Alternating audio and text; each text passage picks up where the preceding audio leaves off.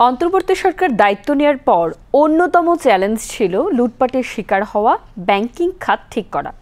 1 বছর পরে এসে সেই খাতে গত 1 বছরে সরকারের সাফল্য অনেক। রিজার্ভ সংকট কাটিয়ে ওঠা, মূল্যস্ফীতি নিয়ন্ত্রণ, বৈধ পথে রেমিটেন্স প্রবাহের রেকর্ড করা, খেলাপি ঋণের প্রকৃত চিত্র উন্মোচন করা এবং বিদেশি ঋণ পরিশোধ করা সহ নানাবিধ উদ্যোগের কারণে ফিরে এসেছে জনআস্থা। বিশ্লেষকরা বলছেন, পতিত সরকারের রেখে যাওয়া ভঙ্গুর অর্থনীতি পুনরুদ্ধার করে ইতোমধ্যে গ্রাহক পর্যায়ে আস্থা অর্জন করতে সক্ষম হয়েছে সরকার। তবে অর্থনীতিকে আরও চাঙ্গা রাখতে চাইলে নীতি সহায়তার পাশাপাশি আরও কঠোর হতে হবে সরকারকে। বিস্তারিত দেখুন সুমন মাহমুদের রিপোর্টে। হাসিনা সরকারের সীমাহীন দুর্নীতি আর লুটপাটের কারণে দেশের অর্থনীতির গতি থমকে দাঁড়ায়। কোভিড পরবর্তী সময়ে অতিমাত্রা আমদানি ব্যয় ও অর্থ পাচারের কারণে $48 বিলিয়ন সর্বোচ্চ রিজার্ভ দ্রুত পতন হতে থাকে। গত বছরের আগস্টে IMF-এর হিসাব মতে রিজার্ভ দাঁড়ায় মাত্র $20.47 বিলিয়ন। কিন্তু অন্তর্বর্তীকালীন সরকারের নানামুখী উদ্যোগের কারণে 1 বছরে রিজার্ভ বেড়ে $30 বিলিয়ন উন্নীত হয়েছে। গত বছরে আর্থিক খাতে বিশৃঙ্খলা ও শ্রমিক অসন্তোষ হয়েছে, তাতে রপ্তানি আয়ে প্রভাব পড়েছিল। তবে বর্তমানে দিন দিন আর্থিক খাতে শৃঙ্খলা ফিরে আসছে। বিভিন্ন কারণে ফ্যাক্টরি 163টা ফ্যাক্টরি বন্ধ। তো আমি যদি 163 ফ্যাক্টরিকে আবার চালু করতে পারি, কেমনে চালু করব? ব্যাংকের সাপোর্ট নেব, গভর্নমেন্ট পলিসি সাপোর্ট দিবে এবং তাদেরকে সবাই মিলে আমরা এখন তো ওয়ার্কার সংকট নাই, কোনো কিছু নাই। একটা দুঃশাসন থেকে আমরা বেরিয়েছি। আমরা এই 1 বছর সবাই যেমন খুশি ছিলাম, আমরা গার্মেন্টস কমিউনিটি অনেক খুশি ছিলাম। পুরো বছরে আমরা প্রায় 8% প্রবৃদ্ধি আমরা পেয়েছি।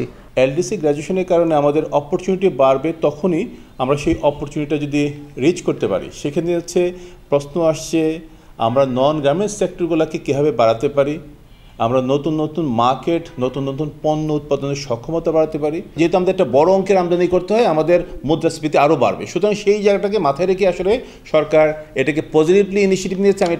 আমি বলবো সরকার একটা ভালো উদ্যোগ নিয়েছে। গবেষণা সংস্থা সেন্টার ফর পলিসি ডায়ালগের ডক্টর ফাহমিদা খাতুন বলেন, গত বছরের জুলাইয়ে রিজার্ভ যেখানে $20 বিলিয়নের নিচে নেমে এসেছিল, সেখানে চলতি বছরের জুলাইয়ে তা $30 বিলিয়নের বেশি হয়েছে। পাশাপাশি ব্যাংকিং খাতে শৃঙ্খলা ফিরে আসছে এবং গ্রাহকদের আস্থাও ফিরেছে। এছাড়াও গত বছরের আগস্টে মূল্যস্ফীতি ছিল 10.5%, তা চলতি বছরের জুনে কমে এসেছে 8%। খাদ্য মূল্যস্ফীতি নেমে এসেছে 7.39%, যা বিগত 3 বছরের মধ্যে সর্বনিম্ন। 8ই আগস্ট যখন এই সরকার দায়িত্ব নেয়, তখন আমাদের অর্থনীতির অবস্থাটা খুবই ভঙ্গুর ছিল। সুদের হারের উপরে ক্যাপ ছিল এবং মূল্যস্ফীতির হার 10%, কিন্তু সুদের হার 9% ছিল। তো সেই পরিপ্রেক্ষিতে আসলে মূল্যস্ফীতির চাপ কমানো সম্ভব না, সেইখানে পলিসি রেট বাড়িয়ে দেওয়া হয়েছে। তার পাশাপাশি আর্থিক ব্যবস্থাপনায় আর্থিক যে রাজস্ব খাতটা, বিশেষ করে রাজস্ব ব্যয়ের ক্ষেত্রেও একটা সংকোচনমূলক পদক্ষেপ নেওয়া হয়েছে।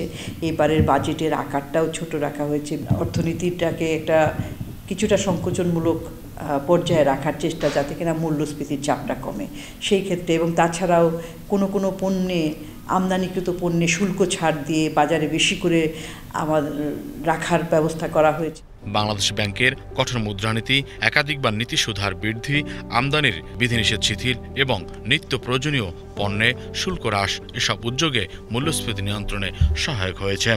বাংলাদেশ ব্যাংকের তথ্য অনুযায়ী গত 2024-25 অর্থ বছরে রেমিটেন্স প্রবাহ দাঁড়িয়েছে $30.33 বিলিয়ন, যা দেশের ইতিহাসে এক অর্থ বছরে সর্বোচ্চ। সব বাধা পেছনে ফেলে দিন দিন চাঙ্গা হচ্ছে দেশের অর্থনীতি, মত বিশ্লেষকদের। Suman Mahmud, BTV news, Dhaka.